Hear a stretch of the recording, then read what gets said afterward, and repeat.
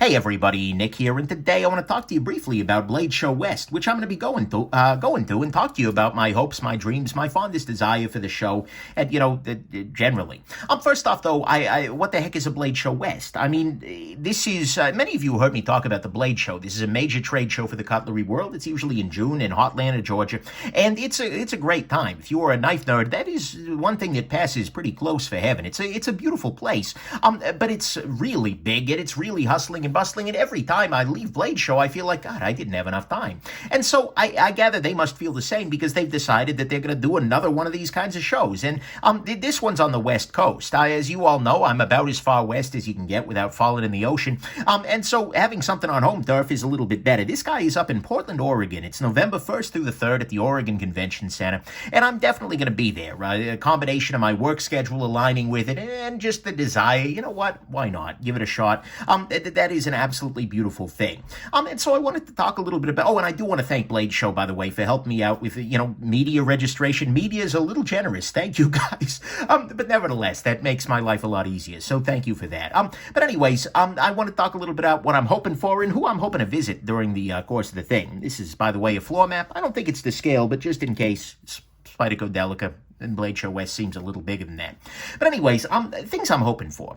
This is going to be a little preachy, but I say it every year and I mean it every year.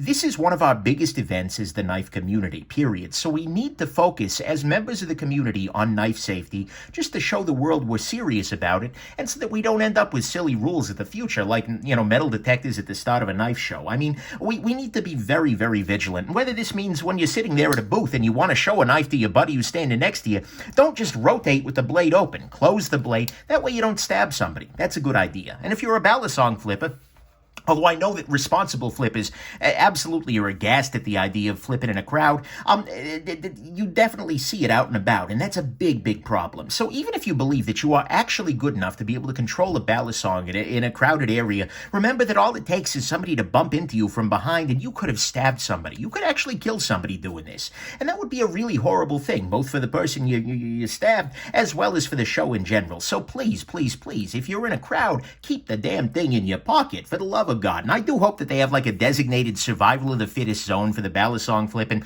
someplace off away from the rest of the bystanders, and that would be a wonderful thing. But as you're wandering through the show, set a good example and feel free, and at least in my estimation, call people out on it. If you see some jackass flipping in a crowd, tell them to freaking stop. We need to be self-policing this, and especially if you're a balisong person too, or frankly, if you're just at a booth, please, please, please, try and do your best to make sure people are safe, because that's most important here. We need to be vigilant about this, because otherwise we're going to have a very, very bad time with these conventions in the future. The other thing that's bothered me in the past that I hope is going to be a little bit different is longer-term availability. This is a 3-day show, November 1st, 2nd, and 3rd, and I really hope that all of the custom makers try and keep something on the table for all of the days. Whether it's a late closing auction, a couple of knives that just aren't for sale, or, oh yeah, you can buy it, but you'll have to pick it up at the end of the show. All of those things are absolutely beautiful. And so I hope that, wandering through customs won't be a ghost town on the last day of the show, because that's always making it a little bit less interesting. But, the biggest thing that I'm actually looking forward to is some of the other things they got going on there. They got a bunch of competitions there. And, historically at Blade Show, I haven't really been able to make these things because I've been too busy running around like a chicken with my head cut off trying to get to everything. But I'm hoping this time I'll be able to make it. They've got a kitchen knife competition that I definitely want to be at. And they've got a balisong flipping competition, which, provided I'm out of the blast radius, so to speak, sounds like a lot of fun to see. So, because there's a lot of coolness in the acrobaticness, provided that you are not within range of any other human. And so I'm definitely hoping to be there for at least some of those competitions. I'm also looking forward to a smaller venue. One of the things I liked a lot about the USN gathering was just that it was a little bit smaller. It was a little more intimate. A little bit less hustle and bustle, and a little bit less, hightailing it across the thing to try and make it to some other person. There were fewer people here, which makes this something that's much more plausible to do in 3 days, and I'm definitely interested in that kind of thing. I'm hoping that some companies are going to have some new stuff there to kind of sneak preview. I know that the big time for releases is usually in January or so, but I'm definitely hoping that companies have stuff available that they're showing off, whether it's prototypes or otherwise, just to kind of tease a little bit. And, there probably won't be that much, brand new release, but I definitely like to see what's coming because, honestly, I could use a little excitement in the knife market right now. And so I'm very much hoping for that. And most of all, I'm hoping to have some good conversations, both with makers as well as with fellow enthusiasts. I mean, it is a real source of joy to go to a place where everybody is as passionate about decent cutlery as you are. And so even just talking to random people in line in the lobby is an absolute freaking joy to me. And so those kinds of conversations, those kinds of interactions with awesome people, that's a beautiful thing, and that's definitely something I'm hoping to be involved with. So, to me at least, all of those are the things I'm hoping for. Great conversations, some sneak previews from the companies. That smaller venue should be nice. The competition should be fun. And I'm definitely hoping that there's more long-term availability of gear here, and that there are better safety practices among people in the community, both at tables handling knives as well as with the balisong flipping, only in the designated areas. Please, please, please don't kill me. Anyways, the other thing that I'm really looking forward to are just some of the people there. And what I went ahead and did, and this is maybe a little bit silly, but I just went through the list of exhibitors, right? And I put some marks next to the folks I wanted to mention. There were a lot of people on here, and there were a lot of great people I'm skipping here. But there are some folks I wanted to highlight, or whose booths I figured might be notable and worth visiting. And the folks I definitely want to be stopping by as I'm there. And so, Alliance Designs, I've actually done a couple of reviews of their stuff now, and they've got some additional stuff that I've kind of seen in the pipeline that looks really, really cool. And so I'm hoping they'll have some new stuff there, and they've definitely been doing some nice work. Andre Thorburn, I had a really great conversation with him at the USN gathering. His stuff is so good. Every time I handle his stuff, I feel like, why don't I own one of his things? And I feel like one of these days I probably will. But just the action-wise, it is in the upper echelons of action of pocket knives anywhere in the world. And so, if you are in the area, absolutely stop by Andre's table because it will blow you away. Of course, there were lots of good production houses here. Benchmade is there, Best Tech is there, as well as like Chris Reeves, CRKT. I'm always interested to see what's up, what's new, what's coming, etc. That's always a beautiful thing. Brown Knives is a guy who I've handled a bunch of his stuff from time to time, but I'm definitely always curious to see what's next. And, a number of the other reviewers are enthralled with his stuff, and I'm definitely wanting to check some out. So I'm definitely going to check out Brown's table there. Who else am I missing here? Okay, on this page, Diskin. So Diskin Knives actually dropped a really cool-looking production piece. I think it's production. Maybe it's small bag. I don't know. Whatever it is, they dropped a really cool piece at G11 that I didn't get to spend much time with, but I definitely want to stop by there.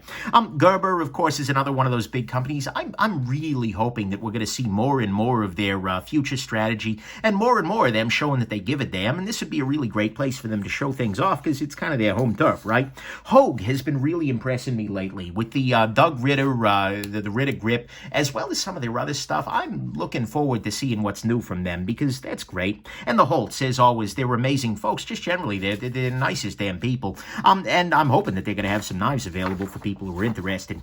On this page, wasn't all that much, although, lots of great makers here, but Leatherman, I'm actually really curious about, because I'm a big Leatherman fan. I mean, in terms of multi-tools, they have my heart. Right here in the Leatherman wave, this tool has my heart as far as multi-tools go. And they did the Free series, which is really, really nicely made, but I didn't love the design as much. I'm really hoping to see kind of the evolution of that. If they can bring the Wave and the Free together, that would be great. And if this is a place where they release some new stuff, oh, that would be pretty excellent. There were lots of other interesting folks down here on the list here, but, Oak Heart Forge, I believe, are the folks who are doing the crazy high-end titanium pizza cutters that just amuse the heck out of me. And so, if that's who I'm thinking it is, yeah, that's definitely a thing. Quiet Carry is a company that I've reviewed a bunch of their stuff, and they have just dropped these subtle gems from time to time where it's just like, where the heck did this come from, and how is it so good? Knives like the IQ, like the West, etc. They've done some awesome stuff, and I'm looking forward to seeing their full line there. Rayard is going to be there, and they've been doing some really cool stuff. At G11, they had some awesome new production pieces that I don't know where they are at in the pipeline, but they sound pretty awesome. Or I'm sorry, but they were pretty awesome. SOG is going to be there, and I'm curious after the what was it? Not the Aegis. This SOG, Terminus XR. That knife got my attention, and so they have my attention, so I'm curious to see what they're going to be bringing. Spyderco, as always, is awesome, and one of the things that Spyderco will often do, although I don't know whether they're going to do it here, is they will have a prototype table, or a prototype case, where they just put together a bunch of stuff that that's not yet released, but that they're thinking of, that it's in the pipeline. You can't take pictures. I don't talk about any of the stuff you see on the table, because it's prototypes. You don't know whether it's going to come to market, etc. But they've got some really cool stuff stuff on there, and they've had some really cool stuff on there in the past, and some of the stuff that's been on that table has later showed up in production, and so I'm really hopeful to see some cool stuff at their prototype table. Tactile Turn is a company that I just recently reviewed their latest bolt action stuff and was pretty impressed with it, and so I'm very much looking forward to going there and checking out to see if they've got anything new coming. Who else is in here? And then, finally, back page here. Touch Knives is a company that, it's two damn guys, right? I'm both named Touch. So, company is maybe a little generous, but they're really, really freaking good at making knives. They've got the Sparrowhawk model, which is one of those knives that on paper, like if you just see a picture of it, you're like, okay, it's a knife. But then you actually handle it. You see the precision, you see the mechanism, the dual action automatic thing. It's really cool. And so I was really impressed. I went and I visited their shop while I was out in Portland sometime back there, and I was really pretty impressed with it. If they were more California friendly, because they mostly, they sell t-shirts with GOT Switchblade on the front of them. Yeah, but nevertheless, I'm very, very interested in seeing more out of Touch and seeing kind of what they got there, and I think their knives need to be handled to be appreciated most, I think. Tuya Knife is an interesting production company. They're small. They haven't been doing all that much, but the stuff they've been doing has been pretty compelling. And then, of course, We is going to be there, and We has been bringing some weird stuff to shows, and so I'm looking forward to seeing a little bit more weird out of We, as well as seeing the future from them. But anyways, those are some of the folks whose work kind of jumped out at me, who I'm really interested in, thinking about visiting specifically, but I'm definitely going to try and wander as much as I can through there, because for me, the biggest hope, the biggest desire is that I find somebody who's not on that, who is on that list, but I'd never freaking heard of. Somebody who's there for the show, maybe in the customs area, maybe in the factory, where it's just like, wow, where the heck did you come from, and how are you doing so damn well? At USN, I had, hold on, I'll grab it. I had a Rainy Day Knives. Weird little maker. Not weird, nice guy. But he makes these amazing little slip joints, and I'd never heard of the freaking guy before I went there and saw, and so I'm hoping that out hiding in here, there are more hidden gems, more people I've never heard of that are going to be amazing, and that I'm definitely going to want to feature on the channel in the future.